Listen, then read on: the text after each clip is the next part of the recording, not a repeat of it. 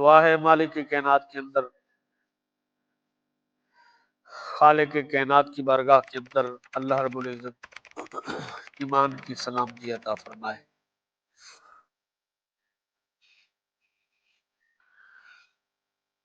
آج کا جمعۃ المبارک کا خطبہ سابقہ موضوعات کا تتمہ،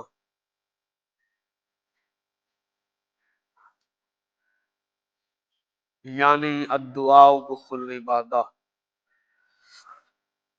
کہ دعا جو ہے وہ عبادت کا مغز ہے۔ دعا عبادت میں ریڑھ کی ہڈی کی مثل ہے، جس کام میں دعا نہیں اس کام میں خیر نہیں۔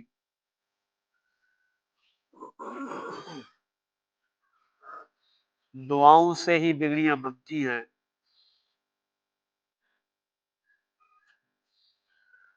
تو وہ دعائیں والدین کی طرف سے بھی ہو سکتی ہیں، اساتذہ کی طرف سے بھی ہو سکتی ہیں، مشائخ کی طرف سے بھی ہو سکتی ہیں، غرباء مساکین یتامہ کی بھی دعائیں ہو سکتی ہیں۔ صرف کیا ہے کہ دعا یہ نہیں دیکھتی آگے کون ہے، دعا صرف یہی دیکھتی ہے کہ مجھے مانگا کس نے ہے۔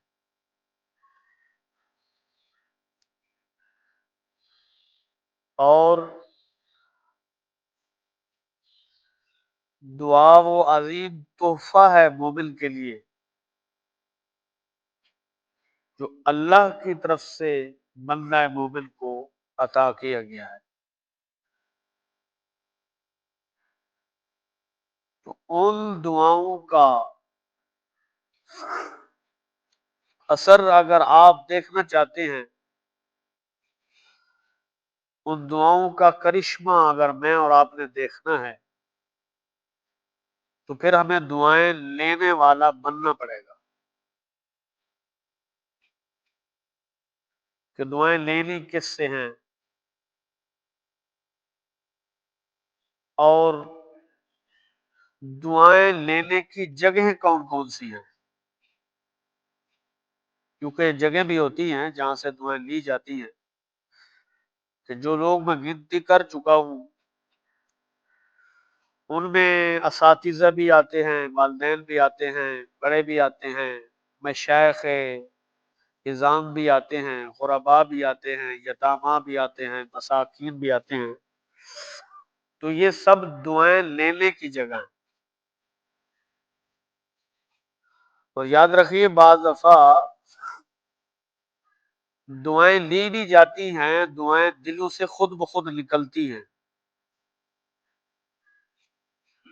صرف اور صرف کیا ہے کہ ہمیں وہ موقع میسر کرنے ہیں، وہ مواقع دعائیں لینے کے اگلوں کو دینے ہیں۔ کسی کے ساتھ مالی معاملت کر دی، کسی کی جانی معاملت کر دی، ہاں اگر کچھ نہیں تو کسی نہ کسی طریقے سے اگر کسی کا بندہ سہارا بن جاتا ہے تو نہ جانے اس کے دل سے کتنی دعائیں نکلتی ہیں، اور میں اور آپ اس چیز سے بے خبر ہیں۔ کیوں کہ قرآن اٹھا کے دیکھیے، جیسا کہ سابقہ میں آپ کو بتا چکا ہوں، احادیث اٹھا کے دیکھیے، قرآن دعاؤں سے بھرا پڑا ہے۔ احادیث نبویہ دعائیں دعائیں، صحابہ کو حضور نے دعائیں دی ہیں، اہل بیت کے فردوں کو حضور نے دعائیں دی ہیں۔ اسی طرح قرآن مجید فرقان حمید برہان رشید کے اندر بھی کثرت کے ساتھ دعاؤں کا ذکر ہے۔ جو مختلف موقعوں پر مانگی ہوئی انبیاء کی دعائیں ہیں، رسولوں کی دعائیں ہیں، اور وہ موجود ہیں۔ لیکن ہم نے یہ دیکھنا ہے کہ بھئی ان دعاؤں میں اثر کیسے ہوتا ہے، کہ چیز تھوڑی بھی ہوتی ہے لیکن اللہ رب العزت اس کے اندر برکت کثیر نازل فرما دیتا ہے۔ اس کے ضمن میں مجھے ایک حدیث میرے سامنے آ رہی ہے، وہ آپ کے گوش و گزار کرتا ہوں۔ جناب ابو ہریرہ رضی اللہ تعالی عنہ، حضور کے بڑے عظیم صحابی ہیں۔ آج تو خیر ہم نے ہی صرف خالی یہ ٹھیکہ اٹھا رکھا ہے کہ ہم صحابہ اور آل بیت کو آپس میں لڑواتے رہتے ہیں، ورنہ یہ لوگ تو آپس میں شیر و شکر تھے۔ ان لوگوں کے آپس میں کتنے گہرے تعلقات تھے، کتنی گہری رشتہ داریاں تھیں، میں اور آپ اس چیز سے تو بے خبر ہے۔ تو وہ ابو ہریرہ جو حضور کے بڑے عظیم صحابی ہیں، سیرت نگاروں نے یہ بات لکھی ہے، کہا ایک دن ابو ہریرہ کہتے ہیں کہ مجھے بھوک نے بڑا ستایا۔ جب بھوک نے بڑا ستایا تو میں حضور کی جو راہ گزر تھی، جہاں سے حضور گزرا کرتے تھے، میں اس پہ جا کے بیٹھ گیا۔ تو ذہن میں یہی تھا کہ یہاں سے حضور گزریں گے، حضور یہ سمجھ جائیں گے کہ میں بھوکا ہوں، مجھے ساتھ لے جائیں گے، کچھ نہ کچھ کھلا دیں گے۔ کہتے ہیں میں وہاں جا کے بیٹھ گیا، کیا دیکھتا ہوں کہ تھوڑی سی دیر ہی گزری تھی کہ جناب ابو بکر کا گزر ہوا۔ میں اٹھ کھڑا ہوا اور پوچھا، کوئی آیت پوچھی اور اس کی تشریح پوچھی، تو میرے ذہن میں یہ تھا کہ یہ رکیں گے اور مجھ سے تھوڑا حال حویلہ پوچھیں گے، تو میں یہی عرض کروں گا کہ مجھے تو بھوک لگی ہے، میں نے کچھ کھانا ہے، تو مجھے ساتھ لے جائیں گے۔ تو کہا، انہوں نے آیت بتائی، تشریح بتائی، چل پڑے۔ کہا تھوڑی دیر گزری، پھر وہاں سے حضرت عمر کا گزر ہوا، تو میں اٹھ کھڑا ہوا، دوسری آیت ذہن میں تھی، اس کے بارے میں سوال کر ڈالا، جی حضور بتائیے اس کی تشریح کیا ہے، اس کے بارے میں تھوڑی سی وضاحت کر دیجیے۔ تو جب میں اور آپ کسی راستے پہ بیٹھے ہوتے ہیں تو ہمارا جو جاننے والا بھی ہوتا ہے، تو ہم تو سوائے گالم گلوچ کے یا دنیاوی باتوں کے علاوہ تو اور تو ہم نے کچھ اس سے پوچھنا ہی نہیں ہوتا، اور اگر کچھ بھی نہ پوچھیں تو بس اتنا ہم نے ضرور پوچھنا ہے کہ جی کہاں جا رہے ہیں۔ اب یہاں روک کر ایک عرض کرتا چلوں، آپ اس سے ضرور پوچھیں کہ کہاں جا رہے ہیں، لیکن ہر راستے پہ جاتا ہوا شخص امام غزالی نہیں ہے، ہر راستے پہ جاتا ہوا شخص امام بری سرکار نہیں ہے، یا ان کا فیض یافتہ نہیں ہے، وہ دنیا دار بھی ہو سکتا ہے۔ تو ہم نے جب اس سے پوچھنا ہے جی حضور آپ کہاں جا رہے ہیں، انہوں نے جانا تو پنڈی تھا، لیکن وہ کہہ دیتے جی میں نے آپ بارے جانا ہے۔ اب یقین جانیے جو وہ جھوٹ بول رہا ہے، شاید اس جھوٹ میں میں اور آپ بھی شامل ہو گئے، کیونکہ میں اور آپ سبب بن رہے ہیں، بھی پوچھ رہے ہیں بھائی جی حضرت کہاں جا رہے ہیں، تو انہوں نے آگے سے جھوٹ ہی بولنا تھا۔ تو ویسے بھی ہم نے سن رکھا ہے جی بزرگان دین فرماتے ہیں ایک جھوٹ کو چھپانے کے لیے ہزار جھوٹ اور مارنا پڑتا ہے، تو لہٰذا بہتر ہے بس خیر کی دعا دے دیں، یہی پوچھ لیں جی حضور اللہ آپ کو خیر و عافیت سے لے جائے، آپ تشریف لے جائیں اپنی منزل مقصود تک، لفظ خیر پوچھ لیا کریں جی بس ٹھیک ہے، باقی جو جہاں جا رہا ہے اللہ کی ایمان میں جا رہا ہے، شاید کسی کام کے سلسلے میں ہی نکلا ہوگا۔ تو لیکن قربان جاؤں بزرگوں کی سوچ پر، صحابہ کی تربیت پر قربان جاؤں، کہا جی میں اٹھا، میرے ذہن میں تھا کہ حضور یہاں سے گزریں گے تو وہ سمجھ جائیں گے شاید ابو ہریرہ بھوک لگی ہے، کچھ نہ کچھ کرنا ہوگا، کچھ نہ کچھ چاہیے ہوگا، تو مجھے عنایت فرما دیں گے، میرے پیٹ کی جو آگ ہے، بھوک ہے، وہ تو بجھ جائے گی۔ تو کاش اللہ ہمیں بھی دینے والا ہی بنائے۔ تو کہتے ہیں تھوڑی دیر گزری تو میرے نصیب چمکے، تو وہاں سے میں نے دور سے دیکھا کہ حضور آ رہے ہیں اور مجھے دیکھ کے مسکرا بھی رہے ہیں۔ ابو ہریرہ کہہ رہے ہیں کہ مجھے حضور دیکھ کر مسکرا بھی رہے ہیں اور مجھے اشارہ کیا کہ ابو ہریرہ میرے پیچھے پیچھے آ جاؤ۔ کہا مجھے پیچھے پیچھے لے گئے جہاں پر صفا کا چبوترا تھا۔ وہ حضور کے صحابہ جو دین کی غرض سے حضور کے پاس بیٹھے رہتے تھے، دین سیکھتے رہتے تھے کہ ابھی حضور نے کیا فرمانا ہے ہمارے لیے، نیا حکم آیا ہے، نئی آیت آئی ہے، قرآن پاک کی کوئی نئی سورت آئی ہے، نازل ہوئی ہے، تو وہ اس وجہ سے حضور کی بارگاہ کے اندر دین اسلام کے لیے وہاں پر جمع ہوتے تھے۔ جبکہ ہماری اس کے برعکس ہماری ترجیحات جب سے بدلی ہیں تو جہاں پر میں اور آپ کھڑے ہو گئے ہیں وہ ہم سے مخفی نہیں ہے۔ تو کہا جی میں چل پڑا، میری اور آپ کی ترجیحات کیا ہیں؟ وہ یہ ہیں کہ ہم جب بھی نکلے ہیں دنیا کی غرض سے نکلے ہیں، جب بھی ہم نے سوچا ہے دنیا کے لیے سوچا ہے، دنیا کے بھلے کے لیے سوچا ہے، دنیا کا بھلا ہو جائے، میرا پیٹ بھر جائے، میں سنور جاؤں، میری نسل سنور جائے، بس۔ ابو ہریرہ یہی صحابی ہیں۔ دین کی طلب پہ ایک بات، ضمنی بات آپ کو شکرگزار کرتا ہوں، یہی صحابی کہتے ہیں کہ حضور کے جانے کے بعد جب حضور اس دنیا سے تشریف لے گئے، رخصت ہو گئے،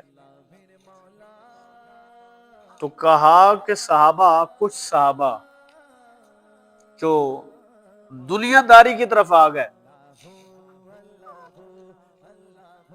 اور میں بازار کی طرف آیا، دیکھتا ہوں کہ کوئی صحابی کسی کام میں لگا ہوا ہے، کوئی کسی کام میں لگا ہوا ہے۔ یہ نہیں کہ وہ فرائض کھا جاتے تھے، واجبات کھا جاتے تھے، حقوق اللہ کھا جاتے تھے، حقوق العباد کھا جاتے تھے، نہیں، یہ نہیں تھا۔ بھائی ظاہری سی بات ہے، پیٹ پالنے کے لیے ٹھیک ہے، کچھ کریں ضرور، لیکن یہ جو چار چیزیں ہیں کم از کم ہمیں تو ان کا تو خیال رکھنا چاہیے۔ کہا میں نے دیکھا جی صحابہ تو بڑے مصروف ہو گئے، اب ظاہر سی بات ہے حضور کے تربیت یافتہ تھے، نہ ہی تو وہ نماز چھوڑتے ہوں گے، نہ ہی کوئی جو فرض خدا کا تھا وہ چھوڑتے ہوں گے، ہم سے تو وہ بھی نہ بچا۔ تو بہرحال آ کر عرض کرتے ہیں جی آپ تو دنیا داری میں لگے ہو، مسجد میں تو حضور کی وراثت تقسیم ہو رہی ہے۔ مسجد کون سی تھی؟ مسجد نبوی تھی، عام مسجد بھی نہ تھی، مسجد نبوی تھی۔ کہا جی آپ ادھر ہیں اور مسجد نبوی میں تو حضور کی وراثت تقسیم ہو رہی ہے۔ تو سارے آئے، دیکھا کوئی پڑھا رہا ہے، کوئی پڑھ رہا ہے، کوئی آیت کسی کو سکھا رہا ہے، کوئی فقہ کے مسائل سیکھ رہا ہے، کوئی احادیث ایک دوسرے کو سنا رہے ہیں، کوئی قرآن پاک بیٹھ کے سیکھ رہے ہیں۔ وہ لوگوں نے ابو ہریرہ کو پکڑ لیا، ابو ہریرہ یہ کیا ماجرا ہے؟ بھی تو کہہ کے آیا ہے کہ مسجد نبوی میں حضور کی وراثت تقسیم ہو رہی ہے، یہاں تو لوگ پڑھ رہے ہیں۔ تو آپ نے فرمایا کہ بھائی لوگوں یہ سنو، کیا علم سے بڑی کوئی حضور کی وراثت ہو سکتی ہے؟ کیا یہ جو علم بانٹ رہے ہیں، ایک دوسرے کو سکھا رہے ہیں، اس سے بڑی کوئی وراثت ہو سکتی ہے؟ کہا جی نہیں۔ تو یہ وہ علم کی طلب کے لیے صحابہ کا جذبہ کیا ہوتا تھا۔ تو آپ نے کہا میں نے 2 صحابہ سے سوال کیا، جیسا کہ آپ سن چکے ہیں، میں آپ کو بتا چکا ہوں، حدیث کو آگے لیے چلتے ہیں۔ کہا جی حضور نے مجھے اشارہ کیا، ابو ہریرہ پیچھے پیچھے آ جاؤ. کہا گھر گئے, لے گئے. اب گھر والوں سے پوچھا کہ ابھی جاؤ بھائی کچھ ہے کھانے کے لیے کہ نہیں. کہا وہاں پر 70 صحابہ اور بھی جمع تھے, میں خالی میں نہیں تھا. کہا 70 صحابہ اور بھی وہاں پر بیٹھے ہیں. کہا ابو ہریرہ جاؤ پوچھو کچھ آیا ہے, یا کسی خادم کو بھیجا, جاؤ جی پوچھ کے آؤ گھر میں کچھ ہے ازواج سے. سب نے یہی کہا جی گھر میں کچھ بھی نہیں ہے. لیکن ایک گھر والے بولے کہ دودھ کا ایک پیالہ آیا تھا, آپ کے لیے تحفہ کسی نے بھیجا ہے. بس حضور یہی موجود ہے اور کچھ بھی نہیں ہے. کہا لے آؤ. جب لایا گیا تو معمول کے مطابق ابو ہریرہ کہتا میں تو دیکھ کے پریشان ہی ہو گیا, مجھے بھوک لگی تھی. حدیث کے الفاظ ہیں. تو کہا جی ایک پیالہ دودھ کا اور 70 صحابہ پہلے بیٹھے ہیں, 71 میں ہو گیا اور 72 حضور ہو گئے. یہ تو اتنے بندے بن گئے تو مجھے کیا ملے گا. اب ظاہر سی بات ہے ابو ہریرہ نہ جانے کتنے دنوں کے بھوکے تھے, تو وہ نہ کھا کر بھی اللہ کی بندگی کرتے تھے. ہم کھا کر بھی اللہ کی بندگی نہیں کرتے, کم از کم فرض تو پڑھ لیں بھائی, واجبات ہی ہم ادا کر لیں, فرائض ہی ادا کر لیں, حقوق اللہ ہی کم از کم ان کو سنبھال لیں, حقوق العباد کو سنبھال لیں. کہا جی حضور کا حکم تھا. جب پیالہ لایا گیا تو حضور نے کہا ابو ہریرہ دائیں سائڈ سے شروع کرو نا دعا فرما کے. کہا بھی میں تو مزید پریشان ہو گیا بھائی, ایک پیالہ اور اتنے بندے 70 صحابہ اور 71 میں 72 ساتھ حضور پاک. تو کہا جب دائیں سائڈ سے میں نے شروع کیا, کہا صحابہ پیٹ بھر بھر کے پیتے گئے, پیالہ پھر بھی باقی کا باقی ہے. یہ حدیث کے الفاظ ہیں. ارے پیالہ پھر بھی باقی کا باقی ہے. کہا 70 کے 70 صحابہ کا پیٹ بھر گیا تو پیالہ پھر بھی باقی ہے. تو یہ کیا تھا, وہاں حضور کی دعا کا اثر بھی تھا, حضور کی صحبت کا اثر بھی تھا, اور اللہ رب العزت نے اپنے محبوب کا معجزہ بھی لوگوں کو دکھانا تھا, اپنے غلاموں کو. کہا مجھے حضور نے فرمایا ابو ہریرہ پیو. کہا میں نے ایک مرتبہ پیا, پیٹ بھر کے پیا. حضور نے فرمایا پھر پیو. وہ جو میں نے آپ کو کہا تھا نا, حضور وہاں سے مسکرا کے ابو ہریرہ کو لے کے آئے. کیوں, حضور جانتے تھے ہاں ہم بھی اس چیز کی قائل ہیں, عالم الغیب فلا یظہر علی غیبہ احدا, کہ اللہ عالم غیب ہے, وہ اپنا علم غیب کسی پر ظاہر نہیں کرتا ہے. الا من ارتضی من رسول, مگر رسولوں میں سے جس پر راضی ہو جائے اس کو وہ اپنی جناب سے علم غیب عطا فرما دیتا ہے. بھائی اللہ جسے چن لے بس وہی اس کی عطا ہے, یہ چیز اس کی ذاتی ہے, لیکن اس کی مرضی, خدا کی قدرت جس کے لیے بہتر جانے وہ اس کو عطا فرما دیتا ہے. کہا ابو ہریرہ پیو. ایک مرتبہ پیا. کہا پھر پیو. کہا پھر پیا, پیٹ بھر کے پیا. اب حضور نے فرمایا ابو ہریرہ اور پیو. کہا رب کی قسم اٹھا کے کہتا ہوں جس حق نے آپ کو حق بنا کے بھیجا ہے, ابھی میرے پیٹ میں گنجائش باقی نہیں ہے. کہا بس یا رسول اللہ پیٹ بھر چکا ہے. حضور نے پیالہ لیا اور خود پیا, پیالہ ختم ہو گیا. لیکن یاد رکھیے کہ حضور کی دعاؤں میں اثر اور یہ معجزات کا ظاہر ہونا, غلاموں کے لیے دعائیں کرنا, اب غالباً میں پہلے بھی بتا چکا ہوں, نہیں بتایا تو سن لیجئے. کہا حضور کے غلام جب بھی حضور کی بارگاہ میں آئے مال طلب نہیں کیا, کہا دنیا داری طلب نہیں کی, جب بھی مانگا ہے اللہ کی رضا مانگی ہے, حضور کی رضا مانگی ہے, جنت مانگی ہے. سب صحابہ, آج میں اور آپ آپس میں جتنی لڑائیاں اپنے تئیں کرواتے ہیں تو بے شک کرواتے رہیں, لیکن صحابہ حضور کے جب بھی حضور کی بارگاہ میں آئے ہیں دنیا داری طلب نہیں کی ہے، جب بھی مانگا، ہاں حضور نے اپنی طرف سے کسی صحابی کو اس کے مال کے لیے، اس کی اولاد کے لیے دعا دے دی ہے تو وہ الگ بات ہے، کہ جن میں حضرت انس بھی آتے ہیں اور دیگر صحابہ بھی آتے ہیں کہ جن کو حضور نے مال جان آل اولاد کی رزق کی دعائیں دے رکھی، تو پھر وہ دعائیں زہر بھی ہوئی ہیں اور اللہ رب العزت نے ان دعاؤں کو پورا بھی کیا ہے۔ یہ سراقہ بن مالک بعد میں صحابی بنے، ہجرت کی رات کہ جب یہ حضور کے پیچھے پیچھے تھا، جب مکہ والوں نے کہا جی جو محمد بن عبداللہ کو پکڑ کے لے آئے گا، ان کے دوست حضرت ابوبکر کو پکڑ کے لے آئے گا، ہم اس کو اتنے اونٹ انعام دیں گے۔ تو واقعہ بڑا طویل ہے، صرف دعا کا ایک نقطہ سنا رہا ہوں۔ کہا جب ایک جگہ ایسی آئی تو یہ حضور کے قریب پہنچ چکا تھا اور قریب تھا کہ شاید اپنے مقصد میں کامیاب ہی ہو جاتا، لیکن وہاں پر حضور نے جملہ فرمایا، کہا سراقہ تو ہمیں پکڑنے کے لیے آیا ہے، لیکن میں محمد نگاہ نبوت سے دیکھ رہا ہوں کہ تیرے ان ہاتھوں میں کسرا بادشاہ کے کنگن دیکھ رہا ہوں۔ کہ پھر وہ دور آیا، واقعہ بڑا طویل ہے، اس کی طرف جانا مقصود نہیں۔ کہ پھر حضرت عمر کا دور آیا، جب قیصر اور کسرا کی بادشاہت نیست و نابود ہو گئی، ان کا مال مسلمانوں کے ہاتھ آیا، تو وہ کنگن حضرت عمر نے اٹھائے اور سراقہ کو بلایا، کہا سراقہ آؤ، حالانکہ مرد پر سونا حرام ہے، لیکن کہا کہ میں حضور کی وہ بات پوری کرنا چاہتا ہوں جو حضور نے پہلے فرمائی تھی کہ سراقہ تو ہمارے پیچھے پھر رہا ہے، میں تیرے ہاتھ میں کسرا بادشاہ کے کنگن دیکھ رہا ہوں۔ کہا سراقہ آؤ، ہم اپنے نبی کی اس حق والی بات کو حق دکھانا چاہتے ہیں۔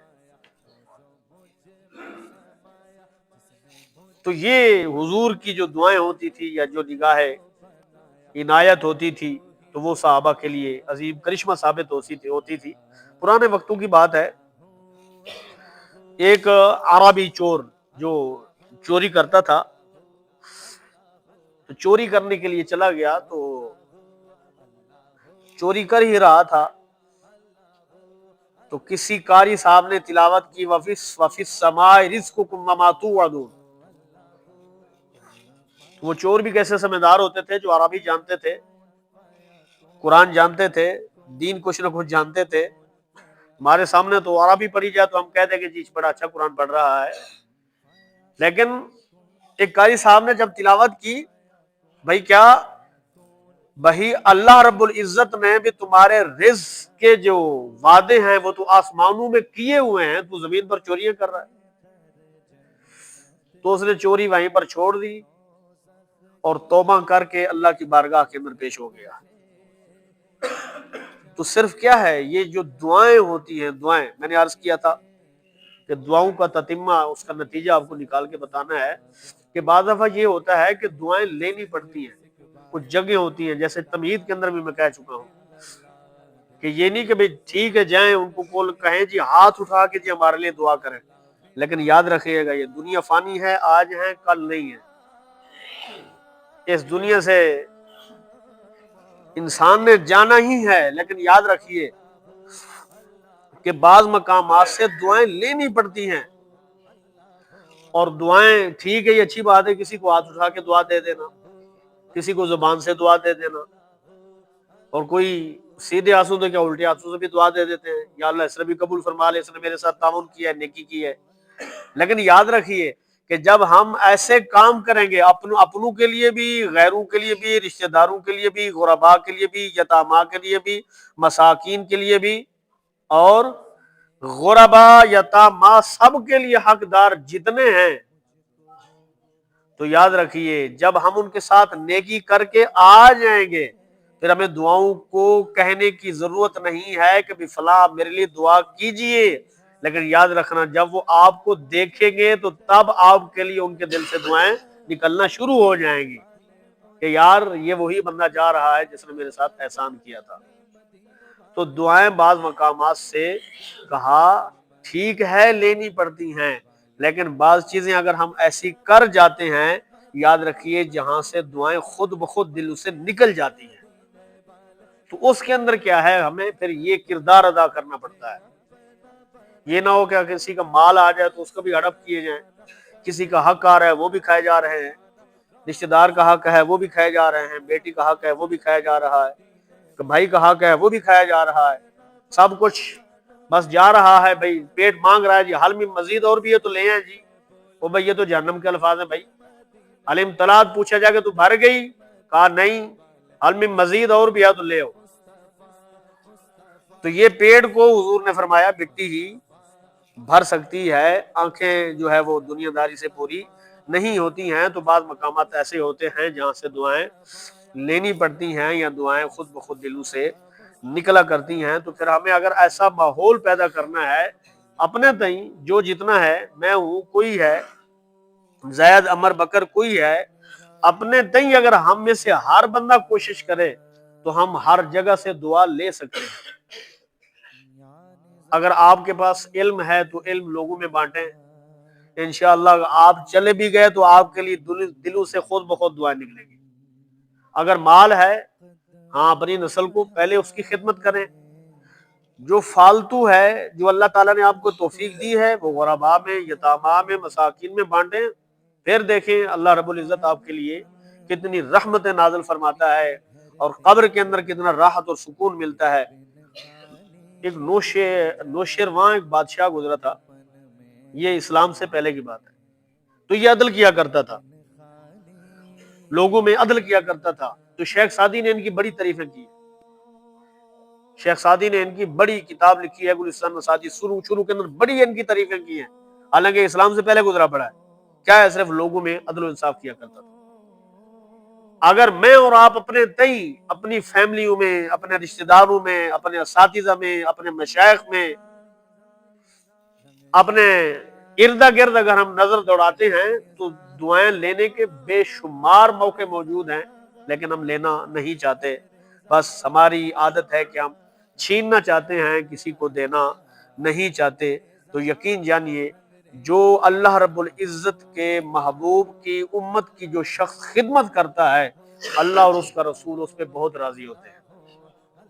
آپ آزما کے دیکھ لیں، آزما کے دیکھ لیں۔ غالباً یہ اس کے شروع کے اندر موضوعات کے اندر میں نے آپ کو کہا تھا، یہ جو بڑے بڑے نام ہیں، یہ پیسے، یہ پتہ نہیں کیا نہ کیا، بھائی اتنے پیسے ہیں ان کو پتہ ہی نہیں ہے کہ ہمارے اکاؤنٹ کتنے ہیں۔ پاکستان میں ایسے بھی لوگ موجود ہیں، ہمارے اس پاکستان کے اندر یا پوری دنیا کے اندر، مسلم ممالک کے اندر ایسے لوگ جو بلین کے مالک ہیں، وہ لوگ یاد رکھیے ایسے اوپر تک نہیں پہنچے ہیں۔ جو لوگ نیکی میں بھی اوپر تک پہنچے ہیں وہ ایسے نہیں پہنچے ہیں، ان کے پیچھے یقیناً کسی نہ کسی دعا کا اثر ہے۔ تو انشاءاللہ تعالی ہم نے بھی یہ سنا ہے، 4 قصے ہم نے سنی ہیں، انشاءاللہ ہم بھی کوشش کریں گے کہ اپنے تئیں ہم سے جو ہو سکتا ہے ہم ضرور دعائیں لیں گے انشاءاللہ تعالی۔ اپنوں میں، اپنے رشتہ داروں میں، اپنے اساتذہ میں، اپنے مشائخ میں، اپنے ارد گرد ہم سے جتنا ہو سکتا ہے تو ہم دعائیں لینے کی کوشش کریں گے۔ میں آخر میں پھر آپ کو شعر سنا دیتا ہوں۔ علامہ اقبال رحمۃ اللہ علیہ کہتا ہے کہ دعاؤں میں بڑا اثر ہوتا ہے۔ کہا کیسا ہوتا ہے؟ کہا دل سے جو بات نکلتی ہے اثر رکھتی ہے، پر طاقت نہیں پرواز مگر رکھتی ہے۔ کہا دل سے جو نکل جاتی ہے اللہ اس کو قبول فرما لیتا ہے۔ اللہ رب العزت ہمیں عمل خیر کی توفیق عطا فرمائے۔ دعائیں مانگا کریں، اللہ سے دعائیں مانگا کریں۔ چند گھڑیاں نماز پڑھی تو جتی پھڑی والی گل نہ کریا کرو، تھوڑی دیر بہ کے تسلی نال اللہ نی بارگاہ چ منگنے والے بن جاؤ تے انشاءاللہ پھر کرشمے تک ہے۔ کیا ہے؟ وہ تو کہتا ہے میری بارگاہ میں آپ مجھ سے مانگ تو صحیح نا، کبھی پچھلے سحر مانگ لے، وہ بھائی پچھلے سحر تو ٹھیک نہیں، کبھی نماز فرض کے بعد ہی مانگ لے، پھر دیکھ میں تیری دعاؤں کے اندر جو ہے وہ تبدیلیاں کتنی لاتا ہوں اور تمہیں کیا نہ کیا عطا فرماتا ہوں۔ وہ تو وہ یا مانگنے والے کو پتا ہوگا یا دینے والے کو پتا ہوگا۔ اللہ رب العزت ہمیں اپنی بارگاہ سے ہمیں اپنا ہی منگتا بنائے، بس اپنی ذات کا منگتا بنائے۔ الہ العالمین عالم اسلام کے لیے تو خیر فرما، حضور کی امت کے لیے خیر فرما، الہ العالمین ہم سب کے لیے خیر فرما، ہم سب کے لیے آسانیاں پیدا فرما۔ وما علیہ الا البلاغ المبین۔